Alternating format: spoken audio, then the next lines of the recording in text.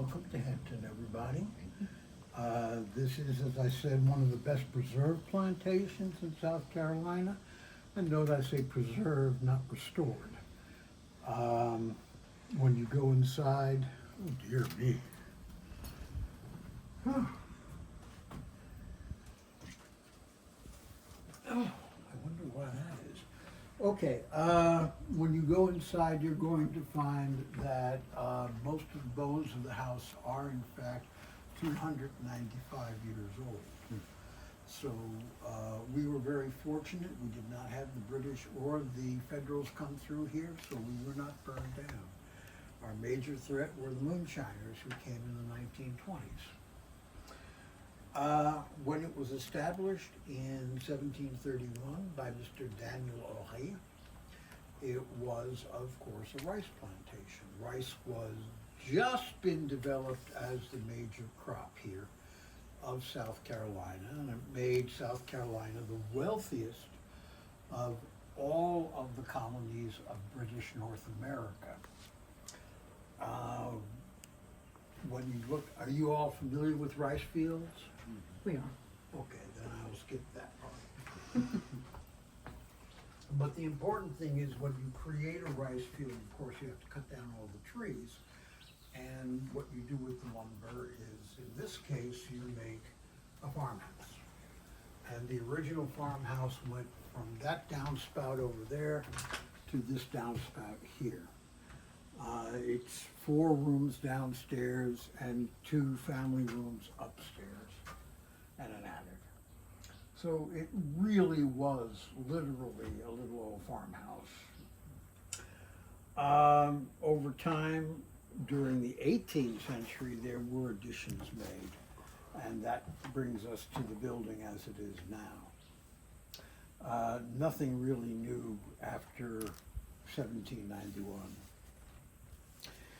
Okay, I'm going to tell you that because it is a preserved house rather than restored, I'm going to ask you not to touch the walls, please.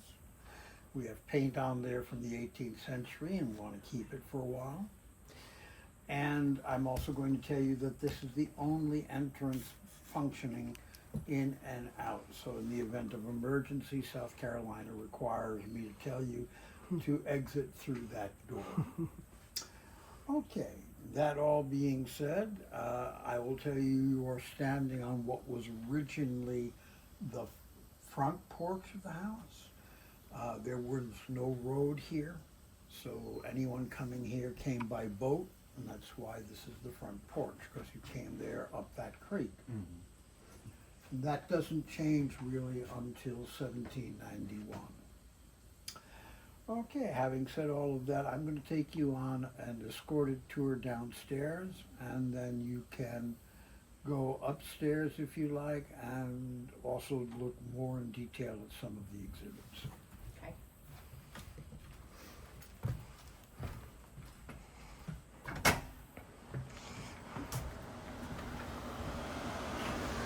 Please go on through to the blue room.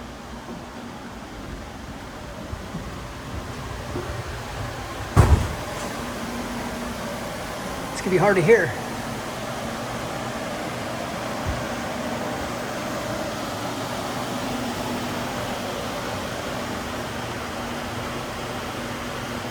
Now, when I tell you that this is a preserved house, the proof of it is, look at these beams up here. Those beams are 295 years old. That's swamp cypress from cutting down the trees in what is going to be the rice field. You take the logs, and with the logs, you shape them with these hand tools. And these hand tools are wielded by the enslaved to change the logs into floorboards, ceiling beams, and so forth, wall boards, and so forth. Also, nails are made here on premises by the enslaved blacksmith. Even the plaster is made here on premises using clay and porcelain. Now, if you look here, you'll see We have a big fireplace. We don't have a big fireplace in every room because the family is not going to be there between May and essentially October. They will be initially in their house in Charleston, which is south of Broad Street. So you do need a fireplace because when they are here during the cooler months, you are going to want to keep the house warm, and that's a big problem. You'll also notice we have doors on either side of the fireplace. That is a Georgian feature. Georgians believe very strongly in symmetry, and so therefore if you put a door on one side of the fireplace, you have to put a door on the other. But there's an example up here on the left of one of the original window frames. So that was the end of the house. The other thing that makes it clear what's the end of the house is you look on the ground. In the farmhouse, the boards are placed east and west. In the extensions, they will be going north and south, and I'll explain why in the last slide.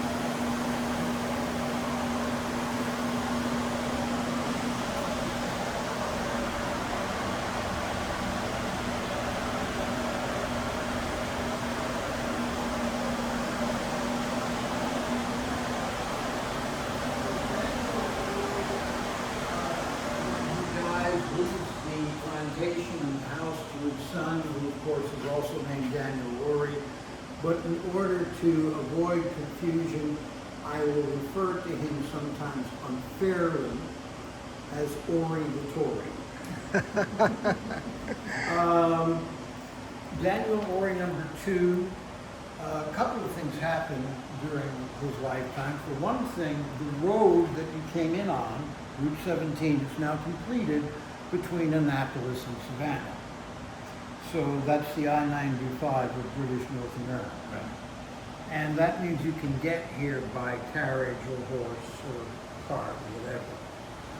And because you now can have more visitors, when Daniel Horry number 2 decides to take some of his money and invest it in embellishing the house, he adds this addition.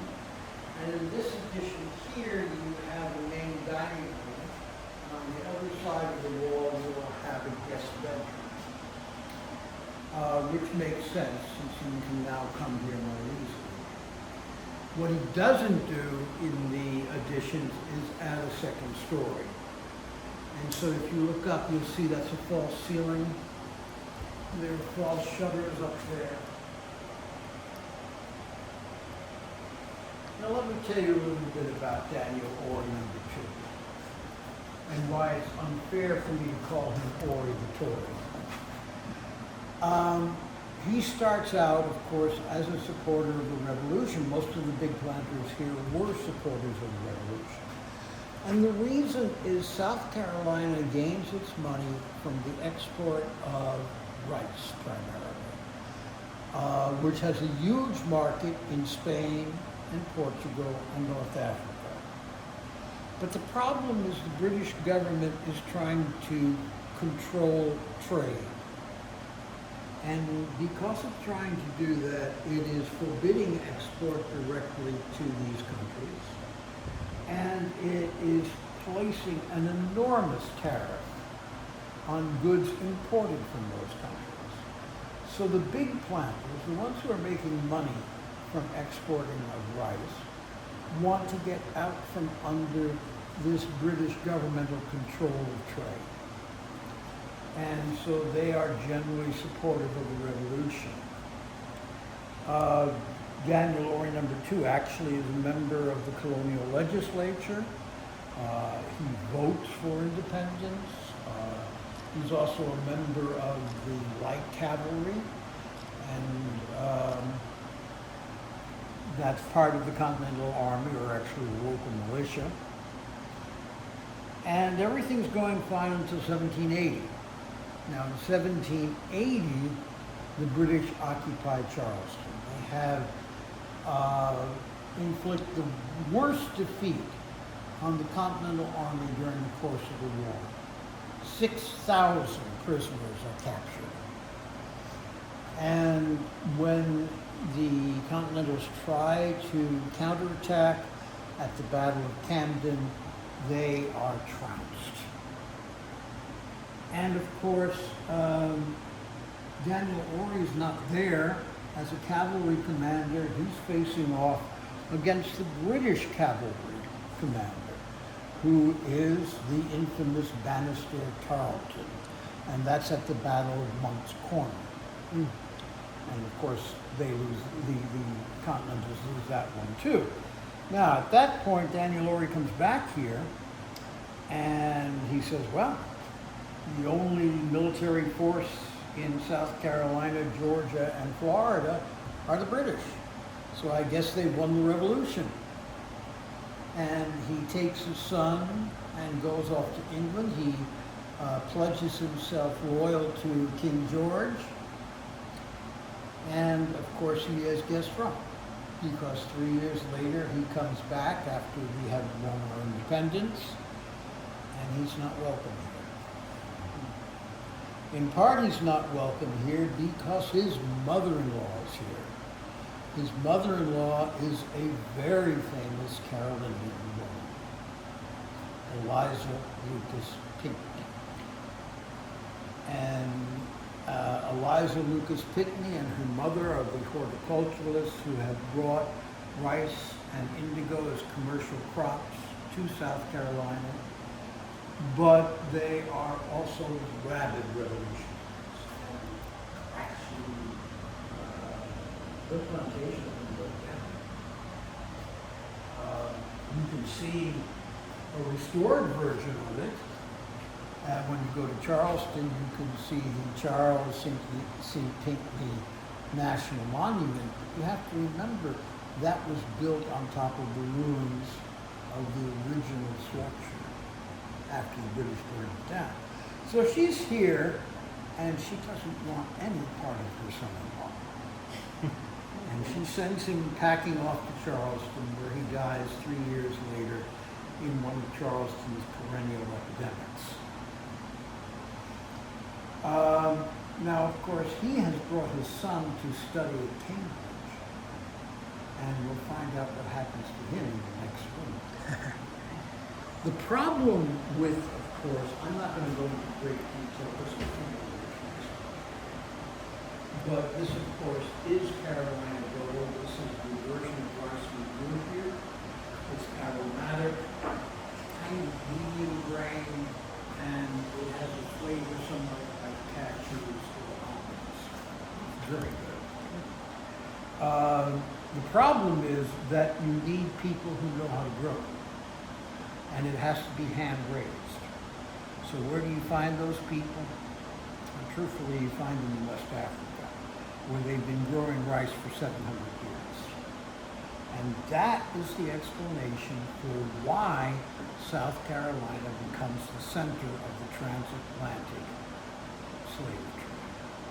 Because we're bringing these people over, they are generally already enslaved by coastal tribes in Africa, and they have been brought over here to continue their work on rice fields and the other skills associated with that, including being a cooper or a blacksmith, seamstress.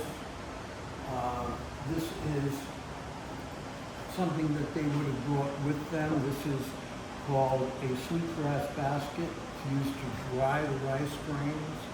As is this is a model of a building in which you would take a large quantity of rice and dry it here on the second floor on what's called the winnowing floor, and then you broom the rice grains through these slots, the husk flies off, and you have the rice drop down.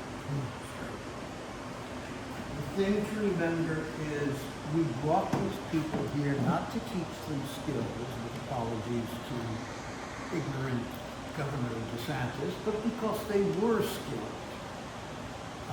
they had all the skills they needed, and more importantly, that we needed. And that's why we brought over 420,000 between 1740 and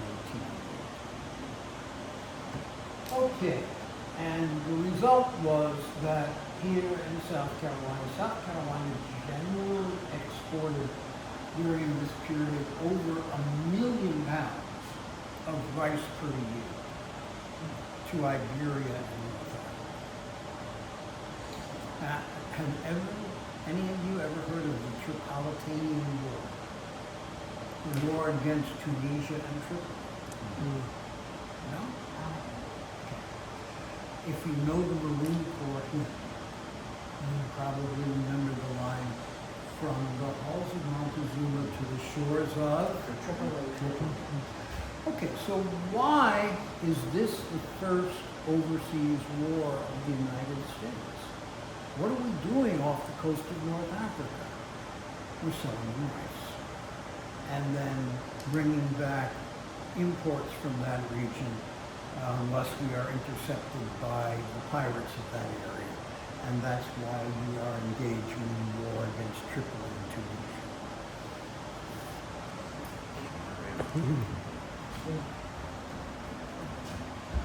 You notice, by the way, that the floorboards have changed direction. Yeah. Yes.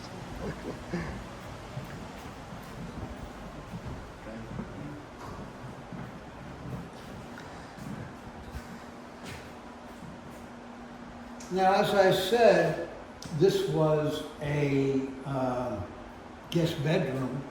You don't want to have your people upstairs, because upstairs, certainly with the generation born immediately after 1799, we have 14 people living upstairs, including children, nephews, nieces, and so forth when they are in the house. That's one of the reasons why you have that huge kitchen building outside. Now, that kitchen was used to create a meal per day for the enslaved workers, but also it made the cooking for the family and their guests when they were in residence. You notice that the floor here tilts a little bit. That's from the earthquake at Mount Pleasant of 1886, which is 40 miles away, and we still feel it up here. Wow. We have to remember we have no way of measurement at that time, but the estimate is it's roughly comparable to the San Francisco quake. And particularly in this room, because the foundation of this room, it's the only room which is true of, rests on sand. The other foundations are on rock or hard clay. So let's talk about that poor college student who inherits the place after his trigger father dies. By the way, he changes his name from Daniel Horry III to, basically to Stephen Rutledge. I'll tell you why in a minute. Totally different name. We assume he was embarrassed about his father.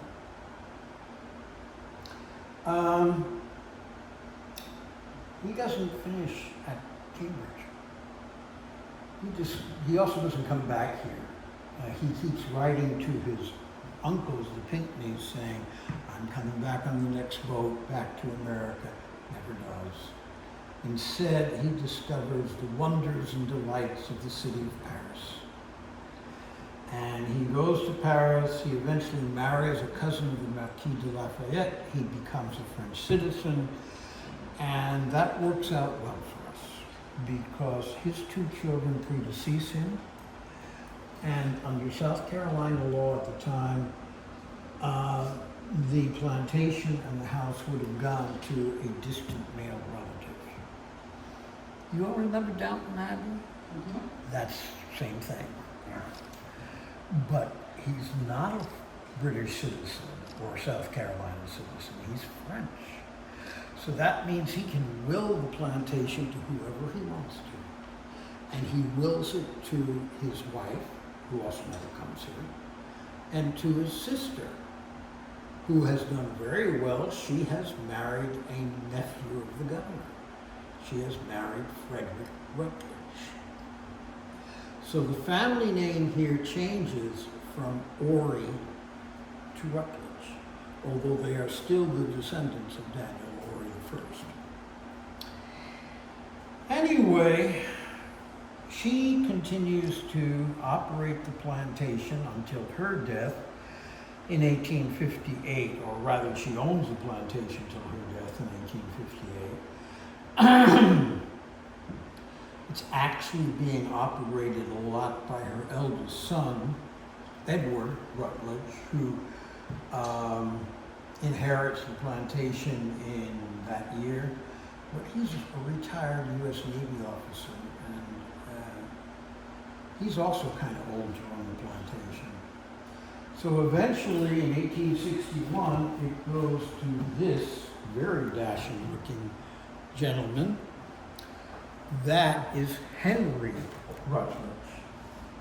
Now, Henry Rutledge is not in Charleston or here when he inherits the plantation. He is up in Flat Rock, North Carolina, where the family has purchased some land for the summer, vacations.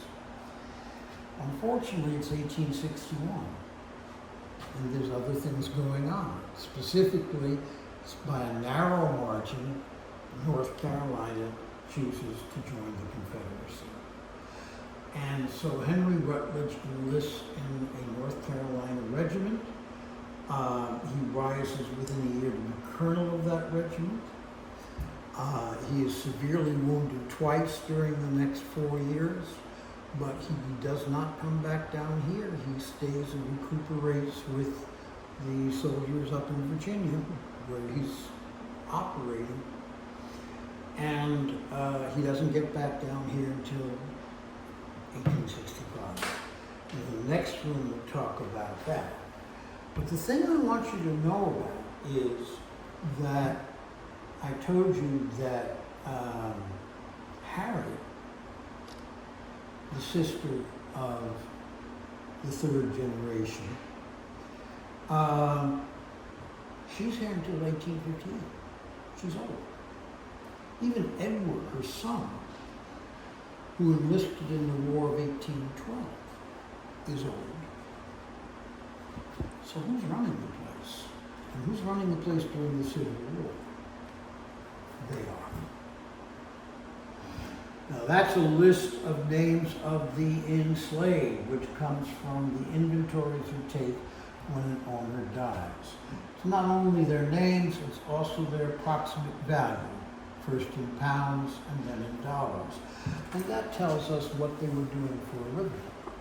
So we have old Chloe, she's only worth £1, probably maybe some child care or perhaps some minor mending, seamstress work. On the other hand, you have Big Patty. Big Patty's worth £120. Anybody want to guess what Big Patty does for a living? Cleaning and cooking or something? Cooking, right. She's in charge of that building there. She's the cook. And she probably, when the family has that house in Charleston, she probably goes with them and continues her trade there. We have a blacksmith that we know of. His name is Old Frank. He's worth £150. And we have his son, Little Frank, who's worth £90, his apprentice. But most importantly, starting in 1820, in the inventory of 1828, we have two people, Angus the driver and Daniel the driver. They are worth respectively $500 and $650. Now, to give you a comparison, that is pretty much an annual income for a white subsistence farmer here in South Carolina. So they're worth as much as a white farmer's entire income for the year. What are they doing? Well, they're drivers. That means they're slave drivers. They are responsible for assigning and monitoring the performance of tasks by the enslaved, especially when the family is not here. And they probably have some counting ability, some literacy. Probably they are bilingual. They can speak Gullah, which is the language of the enslaved, and they can speak English. So they are essential to the operation of the plantation. They're the ones who try to keep this going during the Civil War. But it's hard. It's very hard. And the next one we talk about Yeah.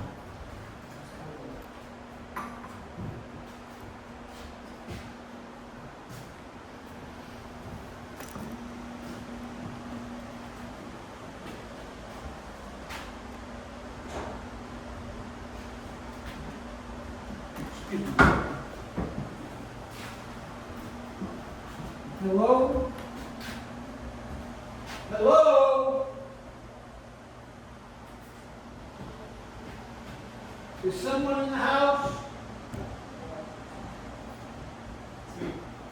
Oh, okay. Hey.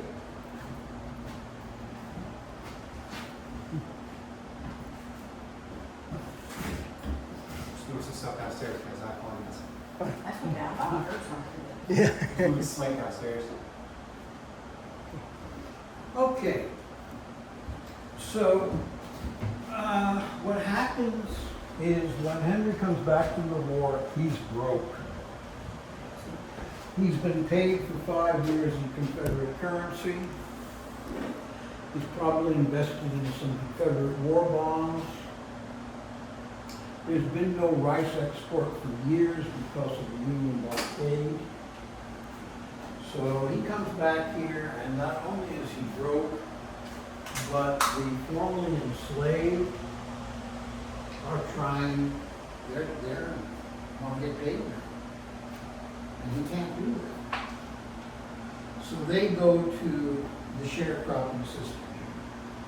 And sharecropping means that essentially the formerly enslaved now lease land from the Rutledges to grow their own food on. And since they don't have any money either, they provide funds in terms of labor. And they work 2 to 3 days per week on the Rutledge line, trying to maintain the commercial rice production. It doesn't work. You cannot maintain rice, and particularly this version of rice, on a part-time basis. And we have 2 severe droughts and 2 severe hurricanes in this area, which destroy the infrastructure of the rice fields. And so basically we end rice production around here sometime in the 1870s or 1880s. And this part of South Carolina, the Low Country, goes from being the wealthiest portion of British North America all of a sudden to one of the poorest portions of the United States. We don't have any soil here. I mean, we can't grow cotton easily here. It's too sandy. We grow trees, so we can grow timber, and timber is still the major agricultural product of South Carolina. And turpentine. I suppose if there was refrigeration in the 19th century, we could have sold shrimp or crab, but there wasn't. So Everything had to be fresh. yeah. So the result basically was that this place sinks into being poverty-stricken. And when Henry dies in 1921, he leaves the plantation and the house to his 6 surviving children, and none of them can afford to live here or to operate the plantation. So his youngest son, whose name I'm sure you know, is Archie, or Archibald. And he comes down here and he tells the enslaved, we're not going to charge you rent anymore. You live off of this land as best as you can. Grow what you can. We won't charge you anything. Only one thing we ask, protect the house. Now, why is that essential? It's prohibition. And out on Hampton Island, we have moonshiners. And what they're doing is they are systematically dismantling the plantation houses for their bricks and their metal and their wood. Now, you all are from Columbia, and I will tell you, among South Carolinians, there is this legend about the nasty things that the Federals did in terms of destroying the plantations. I'll tell you that outside of the area of Sherman's March, from Charleston to Columbia and North Carolina, these houses were destroyed through a combination of neglect and, I guess, a nicer way of calling it is salvage, by us, by Southerners, not by Yankees, Northerners.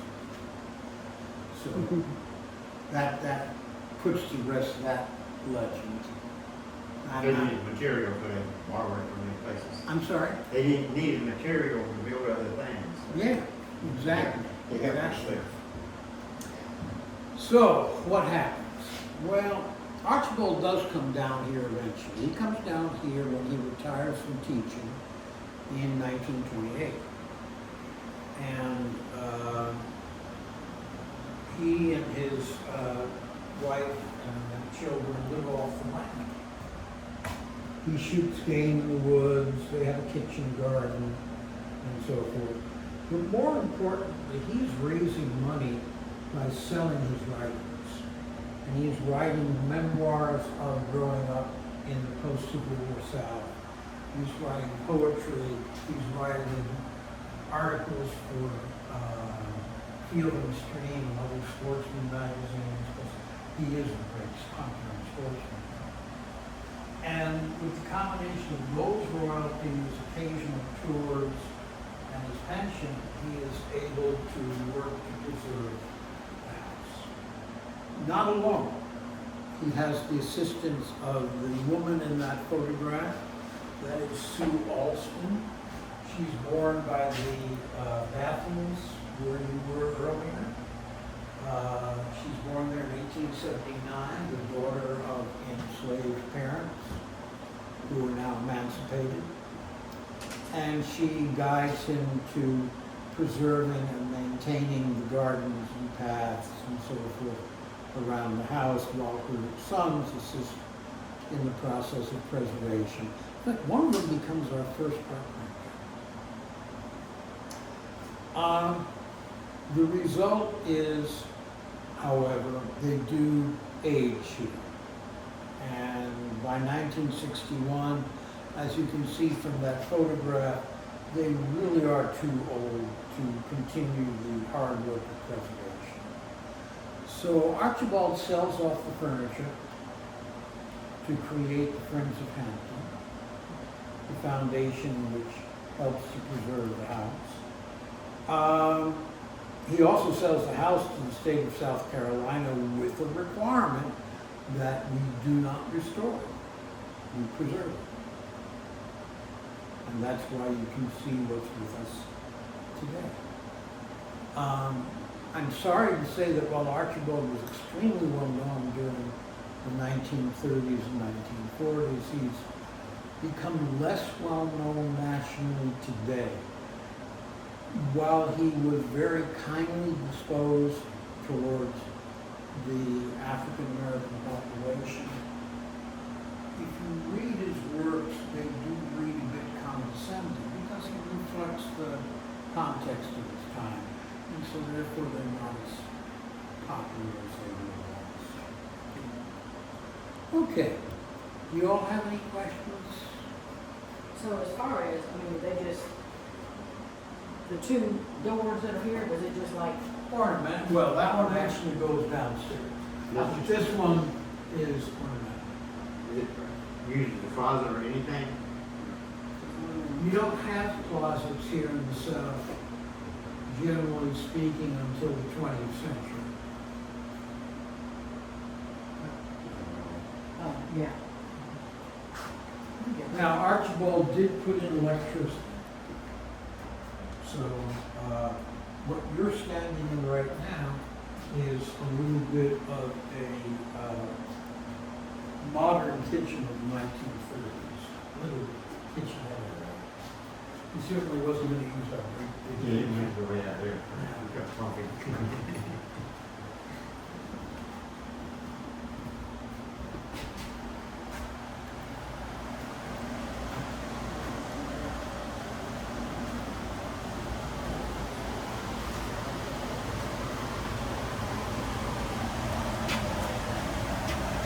Just two more rooms.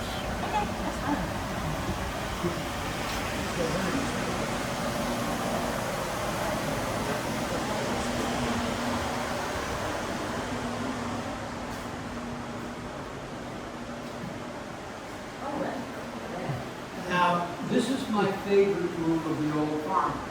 It's the back parlor. If you put that equipment there, they can't see what I'm talking about. Coming back there like, same problem. You're standing right in the way of the brickwork. Oh, sorry. That is the original 1730s brickwork. But what we've done is we've cut away so that you can see the plaster and bricks that the family added to the fireplace.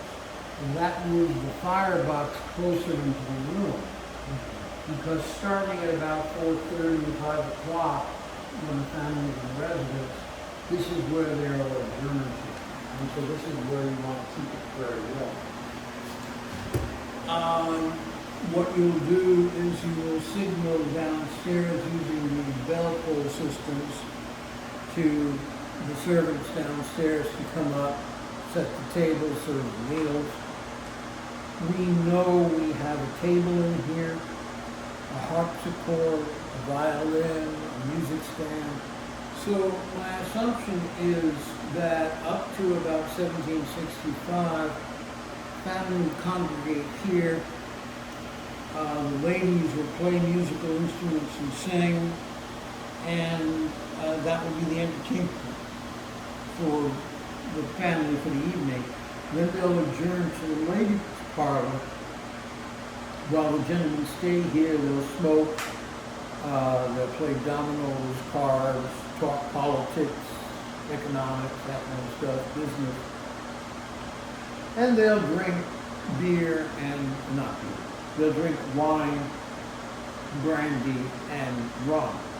Now, the interesting thing is they're not going to drink anything other than imported drinks. First of all, because they can, and secondly, because it shows off their wealth and sophistication. Why not whiskey? Well, first of all, the United States doesn't produce whiskey until the 1780s. And secondly, when it does produce whiskey, it's a poor man's drink. So George Washington himself is a whiskey distiller towards the end of his career. He never drinks the stuff. Because you want to show off, we're wealthy, we're sophisticated, we can drink imported beverages every meal. You know, sort of like the Perrier of their time. Yeah. Also, probably those beverages were a lot healthier than drinking water from here. Yeah. Going along with this idea of showing off wealth and sophistication, you look at the wallboards. Now that looks like it's wallboards of some really unusual wood. You'll probably get the best light over here. And you look at that and say, oh, there's wood inlay, and there's a grain of some nice exotic wood. Fake! That's pine. Those are painted the wood inlay on the pine, and they've painted the grain or the mahogany or some other exotic wood onto the pine, so that it looks like we're using much more expensive and exotic materials than we really are. I got plenty of time. Yes. Pine is not a problem here. When the rooms really blue back during those times? It depends on what year. Depends on what year. In the 1765, I will tell you, well, here, they did not paint the boards. In that room, we believe they, in 1765, they would have painted that room Prussian blue.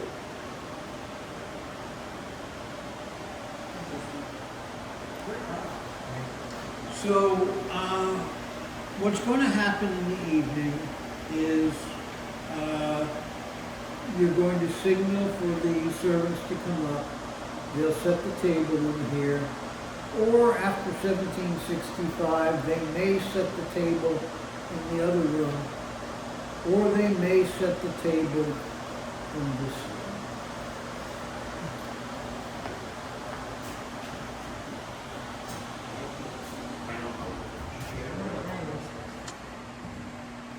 Wow, grand room here. Now that is a closet for dishware, china, those kinds of items. You do not have in the South generally closets until the 20th century for clothes. You have wardrobes. Even I remember that. Okay. Well, I am so glad you said wow, because that was just what Horry wanted you to say. This is his piece de resistance. This is his masterpiece room. And if you look down on the floor, now you know why the boards changed direction. Those are 34-foot floorboards. They are unbroken and there are no nails. They are there by the tongue and groove method and rest on stone pillars below. That fireplace, that marble comes from New Hampshire or Vermont. That mantelpiece comes from a single block of carved wood by master craftsmen in Charleston. Wow. And that tile is the kind of tiles that were used to line the fireplace.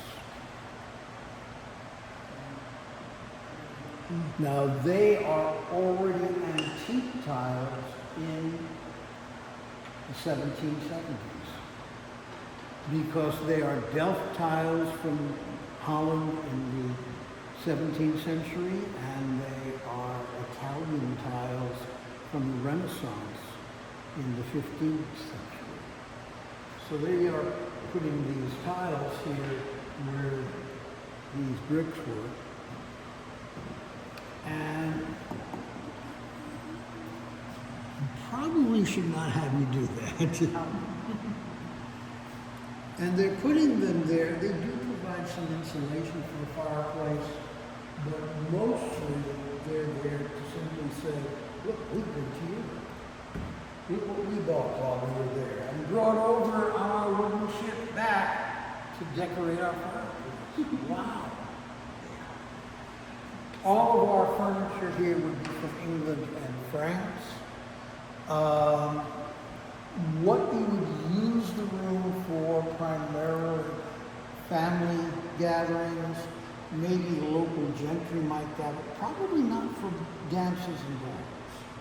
Because the purpose of a dance or ball is to introduce your children to potential spouses.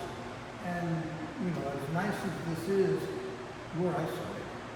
So you'll have them attend balls probably in Charleston, where you get a better choice of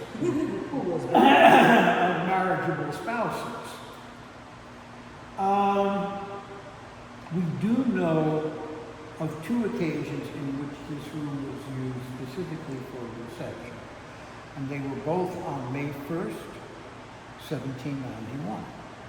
The guest of honor was President George Washington. He's down here on his southern tour. It's the first time he's ever been south of Virginia. And he's only 15 months into his presidency. So he's come down to the south to basically look at economic conditions, show off, because these people have had so many changes in government, and now here's the first U.S. president who wants to show off. And you remember, he's an extremely impressive figure. So he comes here to a reception, and he's in particularly interest to meet Eliza Lucas Pinckney. Yes, the old lady, the mother-in-law, is still with us. She's still living here. Her house is not, her plantation house has not been restored yet. So she's still living with her daughter. And her daughter, in fact, has just completed, in time for the reception, this remarkably impressive portico. It's one of the first porticos of its time in South Carolina. And it turns the house around. That's now going to be the back room. This is now the front. We have a carriageway which goes all the way from the Kings Highway, Route 17, all the way up to the front of the house. And that leaves Eliza Lucas with a question to ask her good friend George Washington. And that is, Your Excellency, should we cut down that big old tree that blocks the view of the house as you go up the carriageway? And he says not to. He says to keep, in fact, the tree unsold. The tree is then probably about 80 or 90 years old. It's now close to about 350 years old. And we call it the Washington Oak. It's been called the Washington Oak since the 1790s. The tree that he saved rather than the tree that he allegedly cut down. Well, unless you have additional questions about that, people here, please let me know. And I'll try to answer them or make up something plausible. And if you don't, then that's the end of the video. Thank you so much. You're so welcome. It's a wonderful tour. Thank you. And I'm already looking forward to watching this again to capture some of the things I missed the first time. Okay, now as a person who loves military history, Yes.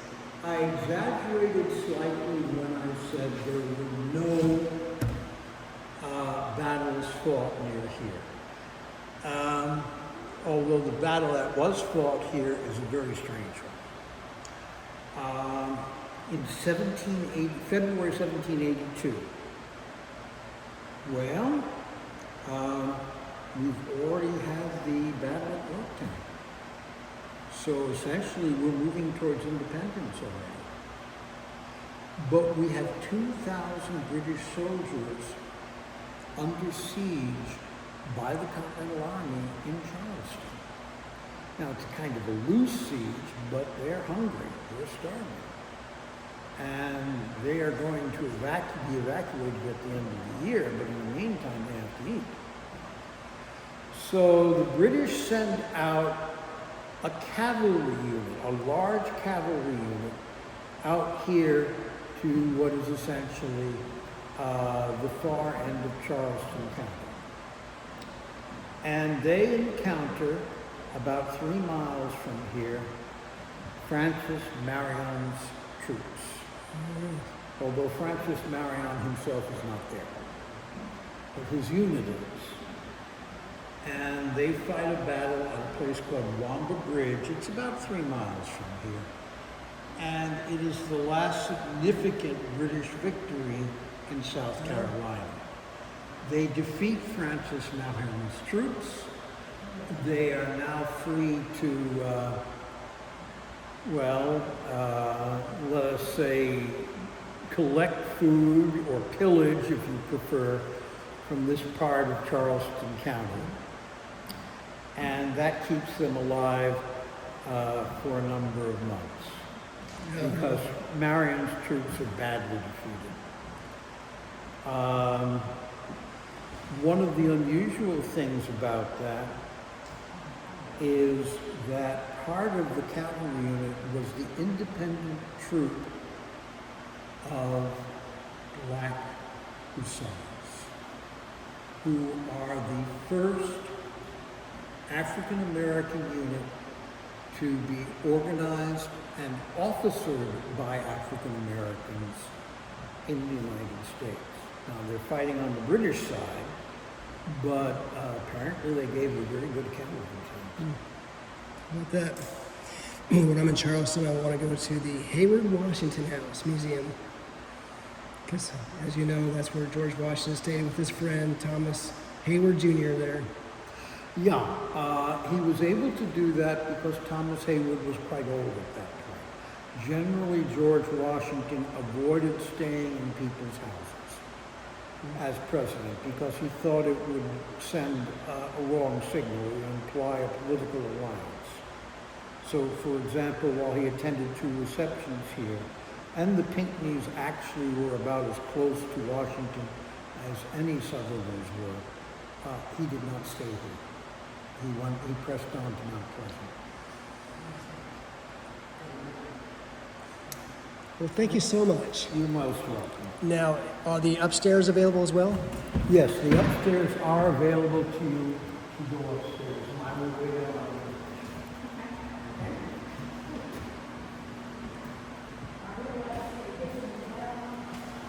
Unfortunately, the kitchen has been colonized by a rare variety of bats. And the Department of the Interior says no bats. So that's okay.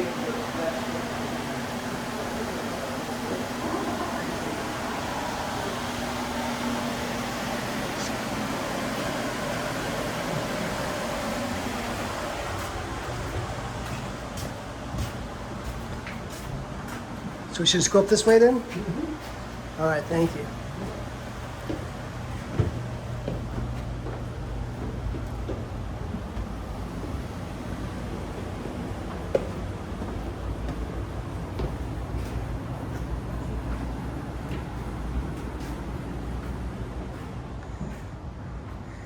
At the Hampton, just north of Charleston, South Carolina.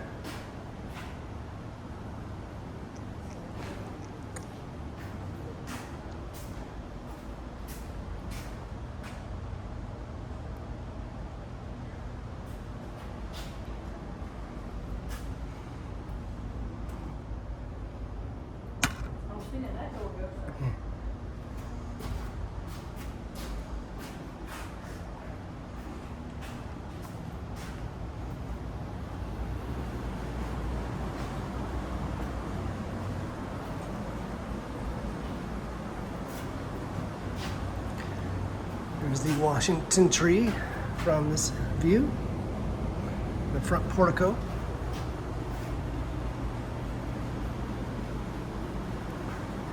And can't go up there this time.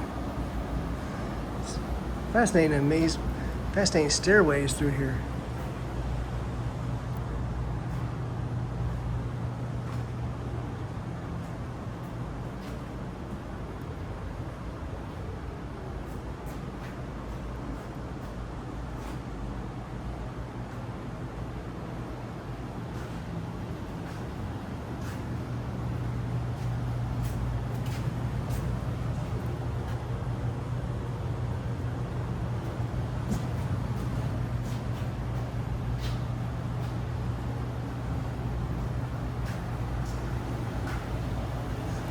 It was wonderful to meet you. Thank you. I'll share this eventually on a YouTube site called Dixie Forever. Eventually. Just walking around. So, figure it's always neat to watch these again a second time. That's why I recorded it, yeah. You take care, yeah. Good luck in your travel. Hey, thank you so much. really nice folks that were there on the tour. I try to be respectful and try to get as close as possible to State Park ranger so I can hear what he was saying. I hate to be too close, but these videos aren't a whole lot of use unless you can hear what's being said. But isn't this fascinating, architecture and how the structure here? He had mentioned in his tour that part of the agreement was they would not restore it, but just keep it the way it was. So it's if you find it fascinating the way this is, the condition this is in right now. I'm really glad the state of South Carolina purchased this and are showcasing this. Really glad they are embracing these historic locations here across the state. South Carolina has a lot of rich history, of course. And it's particularly near and dear to my heart because I have so many family members that live around here. I just came from Georgetown, where I have a direct ancestor lives, or I'm sorry, well, he was born, lived, and died there. He's buried there. Quite a few that are buried there in Charleston as well. My name hails from South Carolina.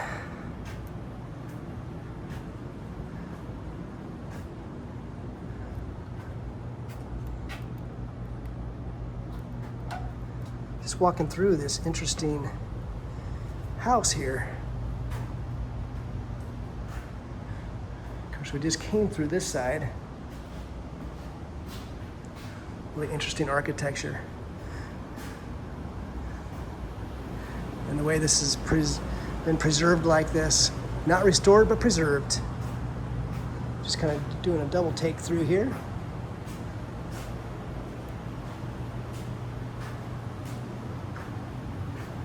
Fascinating. So I encourage everybody who sees this to gotta come here in person.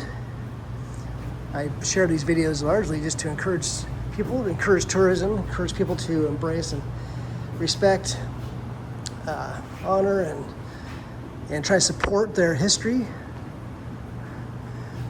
Visit places like this, as you know. I'd like to travel around and see not only plantations and historic homes like this, but also I'd like to visit real quickly. Here's once again a view from this side of the Washington tree out there that was saved by George Washington. I'll walk out there. I'll finish the video up as I walk back out that way.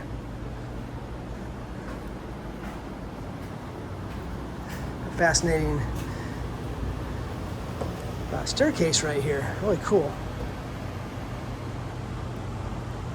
Let's take one more walk up this way, just one more time, and then I'll start heading out.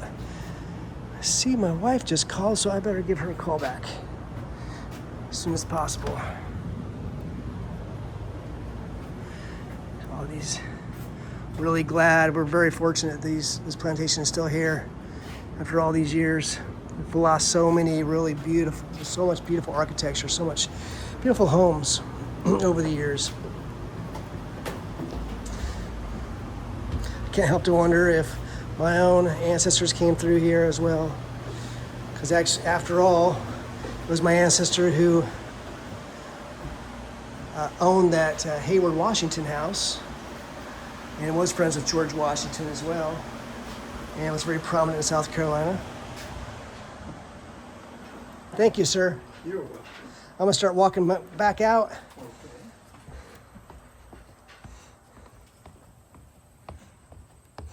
We'll go around the front side. Here's the back side of the house. In fact, we started the tour right here. Might be some more thunderstorms in the forecast. Look at the size, immensity of this beautiful plantation here. This was not even on my to-do list. I was planning on going straight to Charleston and going to some of the historical sites. I have to change my plans around a little bit, but I'm so glad I was able to stop in here and do this tour after all. This was at all, if you talked to me 2 hours ago, this was not planned at all.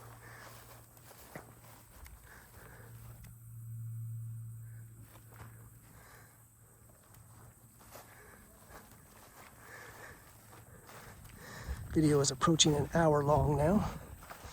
I like to take these so we can share this, encourage you to come out here, support history, get involved, maybe be a docent, maybe be a reenactor. Come out here, maybe be a visitor, help out in some way, support living history and American history. You can't see in there. There's a view from this angle. That's why I love to go not only to plantations like this. In fact, it's become more of a higher priority for me a little while back, especially because I was planning on going to the Noe plantation. It's on my to-do list for a couple years over in Louisiana. And it suddenly just burned down and I lost my chance. And that has happened in so many cases. That's why I also go to memorials and Confederate memorials and monuments, because I've already been to, 60, 70 Confederate memorials that I expected at the time when I took photos and videos they were going to be there. They'd already been there for over a century. I thought they'd be there for evermore, but suddenly they're now gone. And I'm so glad I took photos and videos of those beautiful war memorials. So that's why I stopped by Georgetown, and just before this, I'll walk up here to the portico and start working my way back out. You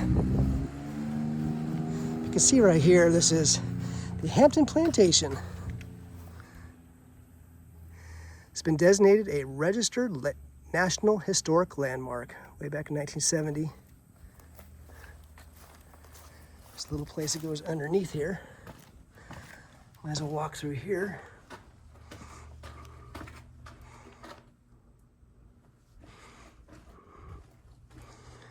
So I start working my way back to the car here soon.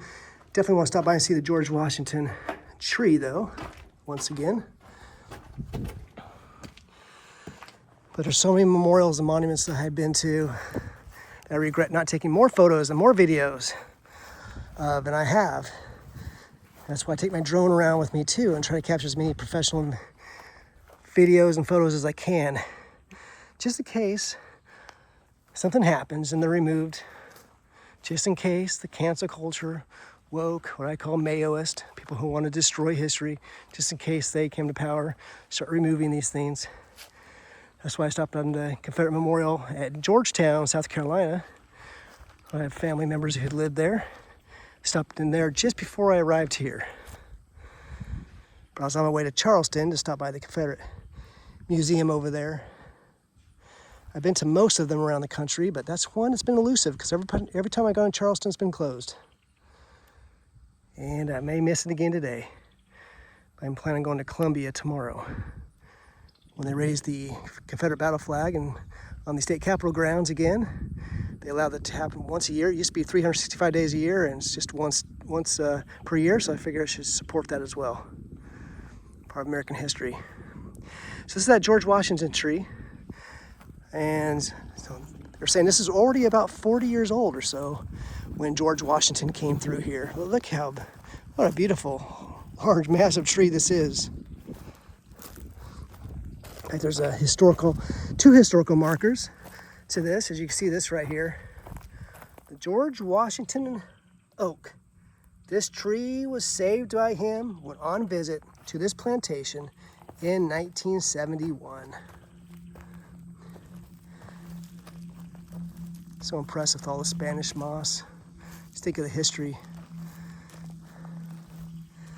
This tree was here through all that period of time.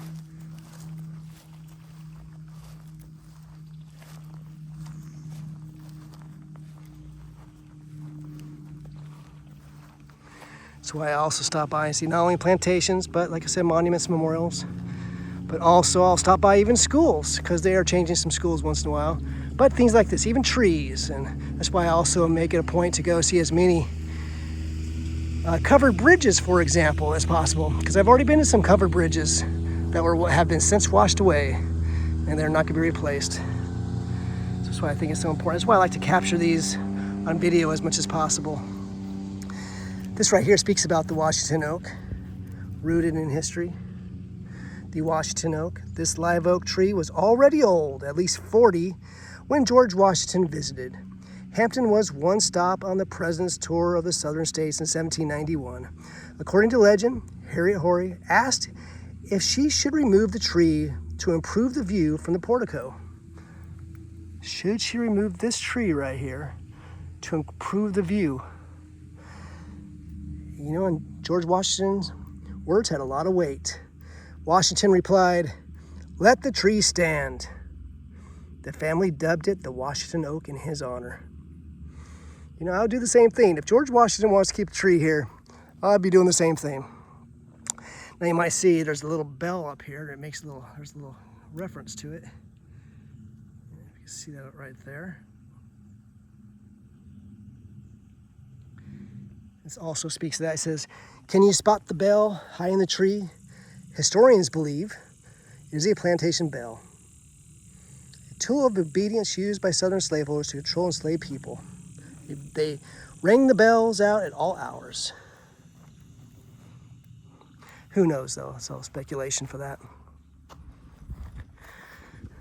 That's why I like to go around, and I figure if I'm going to go and take a tour of this, might as well turn on the video and capture it and watch it again later.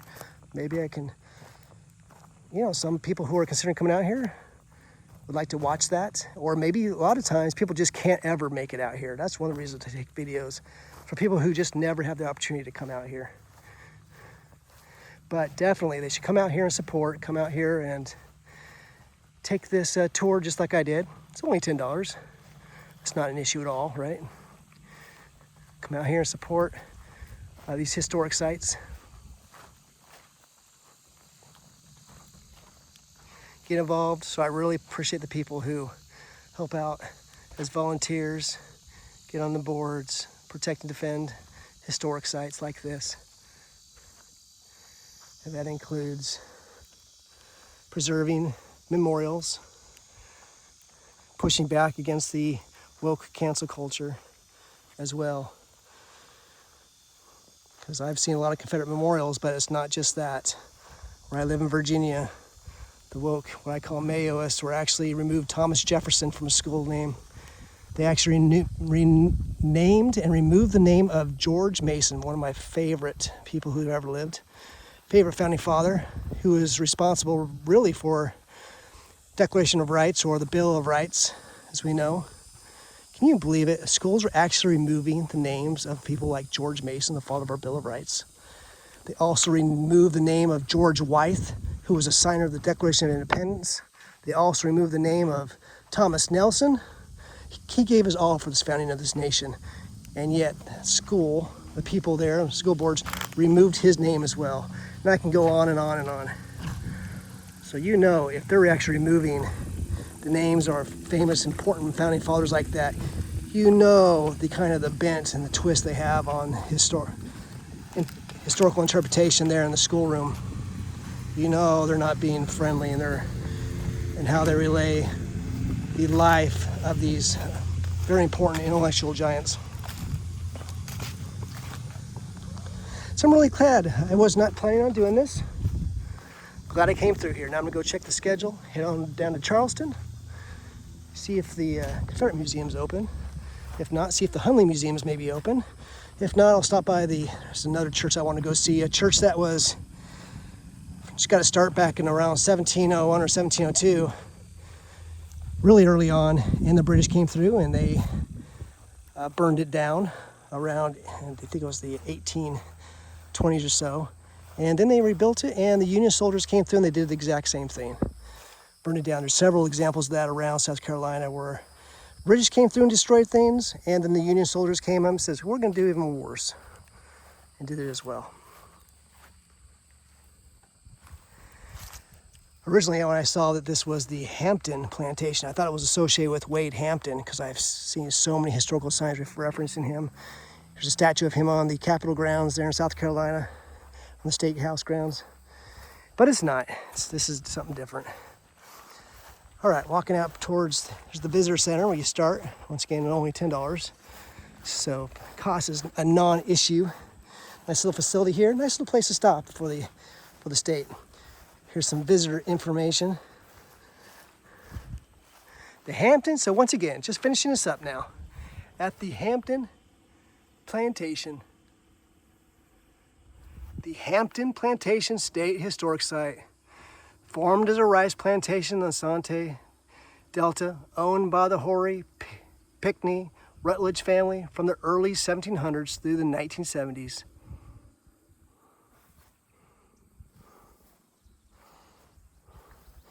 Very peaceful, very quiet, really nice little place out here.